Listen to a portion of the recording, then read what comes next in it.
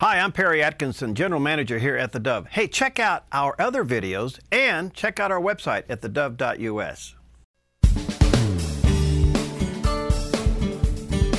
Okay, we're back. What a delight and an honor to have back with us today our good friend Laurie Cardoza-Moore. She's the founder and the president of Proclaiming Justice to the Nations. And we had her on just a little over a week ago asking for national and international prayer for the 3 young Israelis that went missing or kidnapped. Well, as we all know, and the world knows now, they were found dead there in the West Bank under a pile of rocks, which has now sparked international controversy. Laurie, not the outcome we were praying for, and I'm sure you're saddened like we are. What's happening with this? Well, thank you so much for your prayers and for your listeners' prayers as well. It's been a trying time for the families, for Israelis, for all pro-Israel Christians, Jews around the world, as we were hoping for a different outcome. Unfortunately, with the recent release of the audio transmission of the phone call by one of the young men and hearing the horrific sounds, the comments celebrating that they had 3, they got 3, it's unfathomable. It's hard to imagine that anybody would do this. But, you know, as a result of what happened after the burial, interestingly enough, there's been a teenager, an Arab teenager, who has been murdered. Now, I find that interesting. He came from East Jerusalem, and I've been reading the reports, and I'm still doing some research into finding out, you know, more about this young man, more about where he came from, because apparently he came from a very affluent community in the Palestinian-controlled areas. They found his body partially burned in a Jerusalem forest. And they're calling on, you know, accusations saying that it's the Israeli settlers. The Arabs are saying it's the Israeli settlers. Of course, both governments are condemning the heinous act, which we absolutely should. Murder of any innocent individual is absolutely unacceptable. But on the heels of all of this, it just seems quite bizarre. The fact that the young man was 17 years old. He was abducted. I read reports where they were out at 3:30 in the morning, and they were trying to, the news reports were justifying that he was out there at 3:30 in the morning because he was preparing for prayers, to go to the mosque. And, you know, that usually takes place right at or right before dawn, which is not 3:30 in the morning. So there's still some unanswered questions going into this. And, you know, Islam is typical. They will use even their own, they'll slaughter their own to try to further their agenda and accuse Israel. It's just, there's too many bizarre circumstances surrounding this whole mysterious death. But it's a possibility, then I hear you say, Laurie, and I've been reading some websites as well, that he could have been sacrificed in a plant to just offset the other. To create the havoc and the devastation that's going on now. I was reading reports earlier that Israel is hitting more targets in Gaza this morning or this afternoon. So it's chaos. It's absolute chaos. So, you know, I don't put it past them. I mean, this is pretty typical. Of how they operate. If you look at what happened with the mosque situation back here in Tennessee, they were doing something similar, accusing the citizens of the community of burning construction equipment. And, you know, in reality, Perry, that's typically what Arabs do when they're protesting. They set vehicles on fire. And so here this young man is burned. They found his body burned, and he's in a Jerusalem forest. I mean, it doesn't make sense. So We'll see. They're still doing the investigation. But we do need to pray for Israel. We need to pray for the families. This has just been a huge blow. I was in New York City meeting with some leaders in the community on Monday night, right after the news broke. And it was quite a solemn evening. And it's still it's very tragic. You know, Laurie, there's so much here, but it appears that Prime Minister Benjamin Netanyahu certainly has already struck back, and you can never underestimate the Israelis' intelligence. Apparently, he struck back at the home of those who were accused of creating this, or doing this crime, I should say. You know, there's so much to be learned here, because it's not a matter of bringing people to justice. This is an act of war. Absolutely. Absolutely. And, you know, unfortunately, we don't fight war the way we used to. You know, we used to go in and we would eliminate the enemy, and then, you know, we would be done with it. But this just goes on and on. And of course, a lot of this is perpetrated by the United States. Perry, I blame the administration, the Obama administration. You know, it was amazing the silence from this administration when these 3 boys were abducted, when those girls, those Christian girls were abducted in Africa. Nigeria. You had Michelle Obama hashtag bring back our girls. Well, where was the hashtag bring back our boys for Michelle? I mean, it's absolutely, the silence was deafening, and it's the policies of this administration that have put Israel in this situation. I blame the Bush administration as well. You know, President Bush was saying all the time, "Oh, we're fighting a war on terror. We're taking the battle to the terrorists. That it doesn't end up here on U.S. soil." Well, you know, I always ask the question, Perry, why did the war on terror stop at the border of Gaza? Yeah. You have Gaza flooded. Why did it stop there? Why not just go in and eliminate all the terrorists in Gaza? Well, Laurie, there's another issue. Excuse me, there's another issue. We are having a little bit of a difficulty here technically, and we'll correct that in just a moment. But there seems to be another issue going on here, and it's global, and that is that we have genocide now on our television sets every night. Now, I don't know if we're just immune to it or we're overwhelmed with it, but we got a repeat of world history of open killing of people, whether it's terrorists on the West Banks or in Iraq. We seem to be completely immune to the killing of a fellow human being openly for no other reason than what so-called religion says we have to kill in order to gain. Why isn't there a global outcry? Well, Perry, you know, this is a great opportunity for the church to rise up. And I'm wondering, where are the pastors? Where are the church leaders? Why is there so much silence? I was watching on YouTube, you probably saw last week, the young mother who was being brutally beaten in a park, and her 18-month-old son was kicking the attacker. This man beat her, and the people standing around were videotaping it. Nobody even came to her aid, to her defense, to push this guy off of her. And it's appalling. But Perry, I'm asking, where's the church? Where is the church? Where are the Christian leaders? Where is the outcry for the Christians? I was just reading that 9 more Christians were crucified and hung on crosses for the whole community to see in Iraq.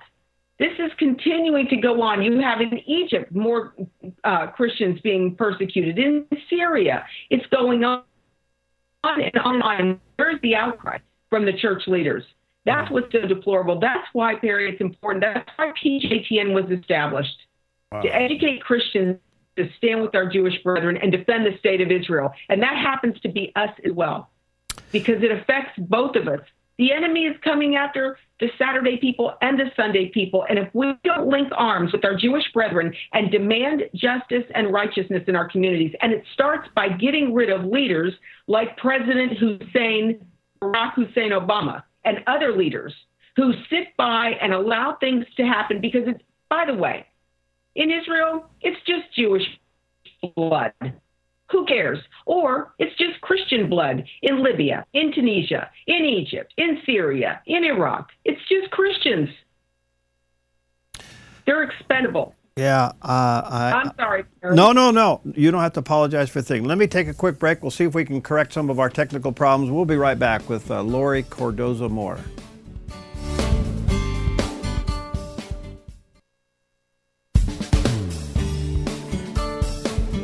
Okay, we're back with Laurie Cardoza-Moore, founder and president of Proclaiming Justice to the Nation, and hearing her heart cry in so many ways, but in particular to finding these now 3 Israeli teenagers savagely murdered and found their bodies under a pile of rocks. It has now sparked international controversy. And Laurie, you don't have to apologize for a thing. I'm frustrated in so many ways, and I realize there's stages that we go through. The first one is shock and awe. The second stage we go through is anger and blame, and then finally the third stage we take personal responsibility. But there's something going on. I'm wondering if we Christians don't realize that we are being led off to spiritual concentration camps to be murdered. I mean, something's happening here. We're being trampled upon on all levels, and we don't seem to be responding. We have over 650,000 eligible Christian voters in the state of Oregon, and we couldn't get 116,000 of them to sign a petition to stop their tax dollars from killing 11 babies a day in the state of Oregon. Something's wrong. Well, absolutely, Perry. You know, I'm reminded of the scripture in Genesis about the conversation that God had with Cain about Abel. And he asked where Abel, his brother, was. And Cain's response to God was, you know, am I my brother's keeper? And the Lord said to Cain, I hear your brother's blood crying out from the ground, from the grave. And I want to ask my Christian brethren, where is the outcry from the church about what happened? Where is the outcry from the church with regards to the Christians who are being slaughtered? These 3 innocent teenagers were coming back from Torah study, from a yeshiva. These young men were dedicated to educating themselves to serve God and to study his word. And you've got Christians who are trying to live out their faith. And you have Christians who just stand by and are totally oblivious to what's going on. And Perry, I know about being worn out. I know people, I can only imagine how people are feeling out there. But you know what? You and I do this day to day, 24/7. I'm at it 6 days a week. And I don't work 9 to 5. I'm up early and I'm up late on the computer and trying to figure out what we can do next. What's our next plan of attack to try to push back at this wickedness? You know, what we're seeing manifest in the physical realm, Perry, was taking place and is happening in the spiritual realm. We know through the studies of Scripture, and there's many stories of the angels that had when Gideon was praying about, seeking help from the Lord, and had to wait for 21 days before the angel could come and help him. Mm-hmm. And when he asked, where have you been? I've been praying and crying out. And he said, if you could have seen the battle that I had to fight in order to get to you, mm-hmm. Christians have to realize that this battle is being manifest in the spiritual realm over us. And it's manifesting ultimately into the physical. It's breaking forth into the physical. This is a holy war, a holy war. And it's the end time battle that's playing out.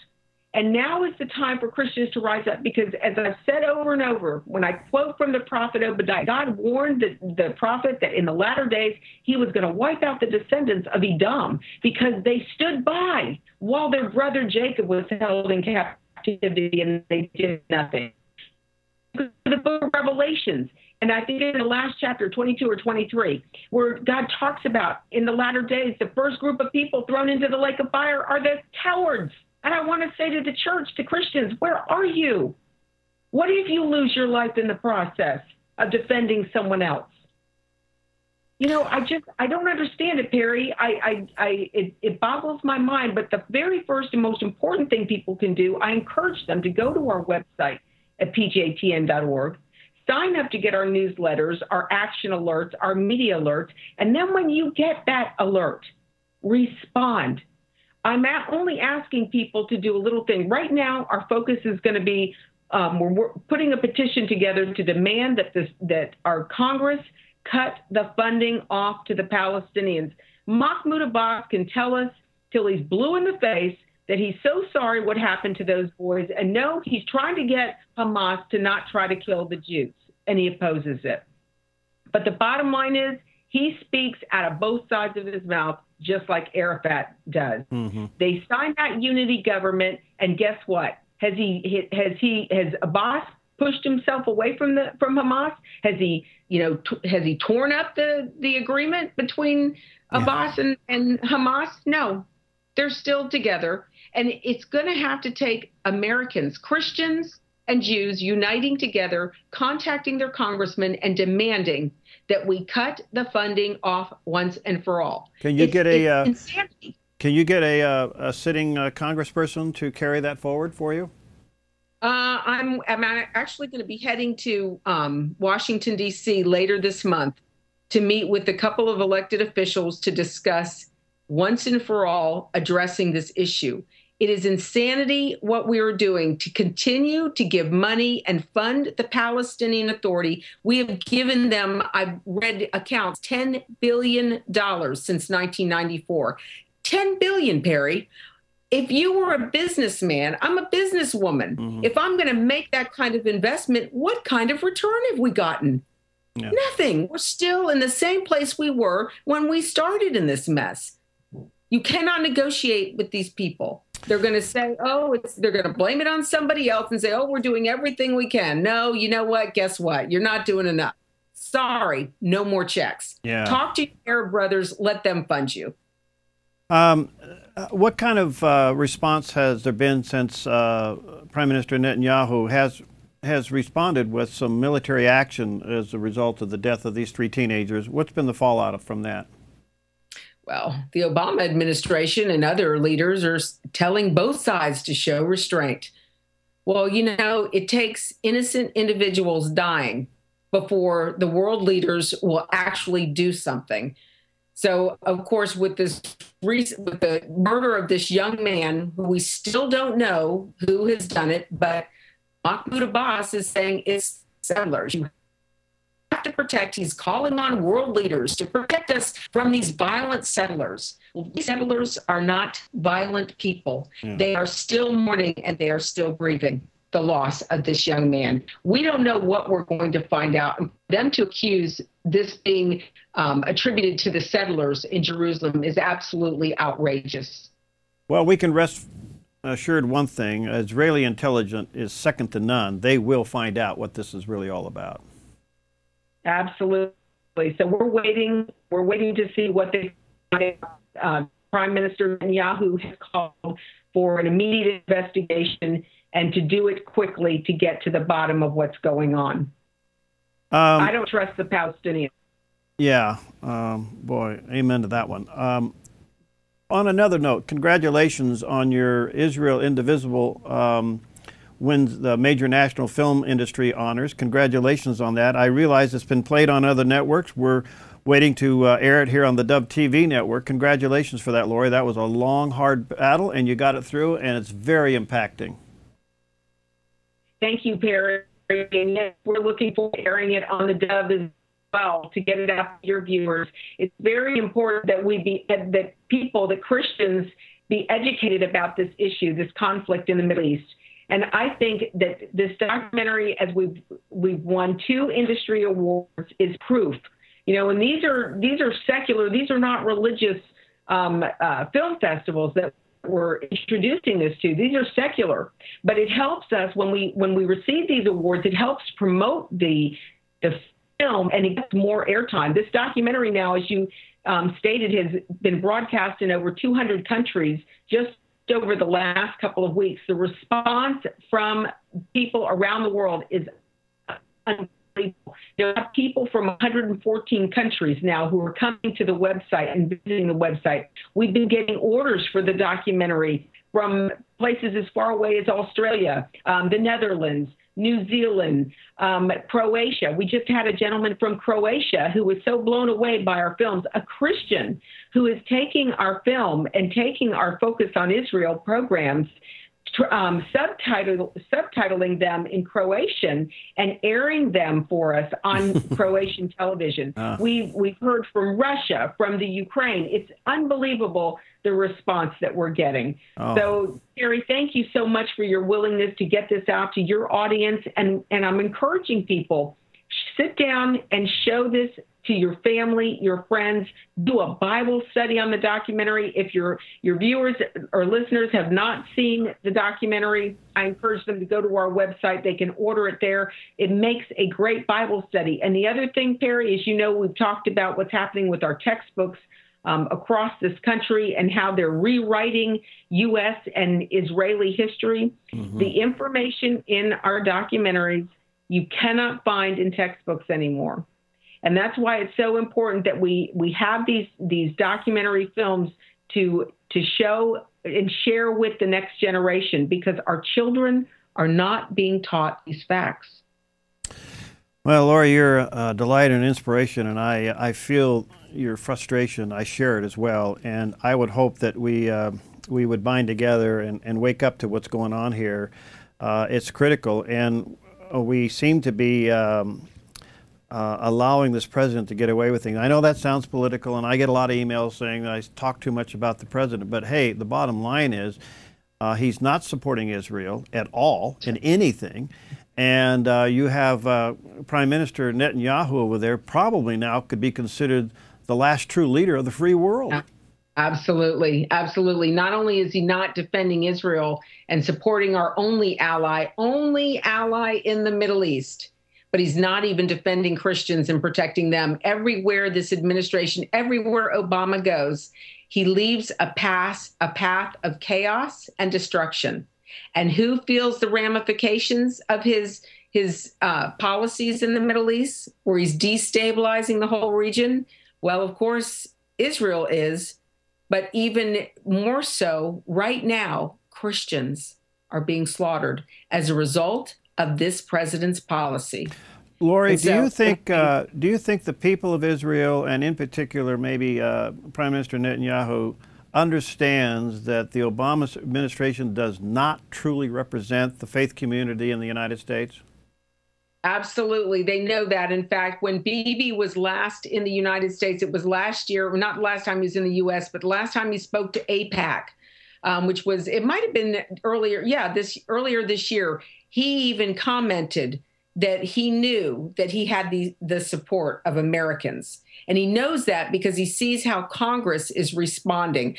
Congress is the closest body, political body to we the people. Mm-hmm. And that's why I'm encouraging your audience to please, when they call their congressman, to tell them to cut off the funding. It is time also to draw up articles of impeachment, not do what Boehner's saying by suing the president. Suing the president will do nothing.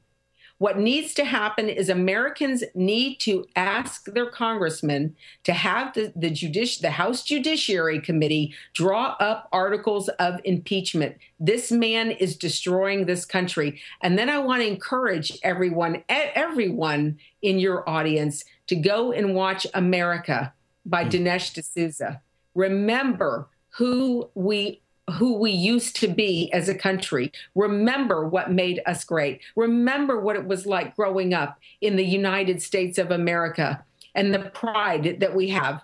I come from a third generation of immigrants, and I'm grateful that my great-grandparents came here and made the choice to live in the U.S., made the sacrifices that they did so that I could enjoy the freedoms and my children could enjoy the freedoms, but those freedoms are being whittled away. And Perry, it is up to the church. It is up to the Jewish and the Christian community to uphold justice and righteousness. The word of God says, justice, justice, thou must pursue. And it's more important that the just protect the millions of innocent people as opposed to defending terrorists. Mm-hmm.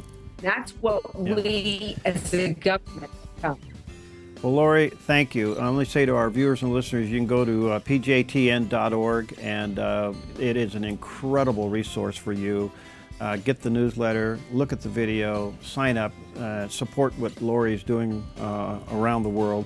Laurie, thank you. Our blessings to you for 4th of July, and keep up the fight. We're with you all the way, and look forward to having you back many, many times. Thank you, Perry. You do the same. God bless you. Okay, you too. Happy We're going to 4th. have the movie on here shortly on the Dove TV. All right, happy Excellent. 4th of July. We'll see you next time on Focus Today.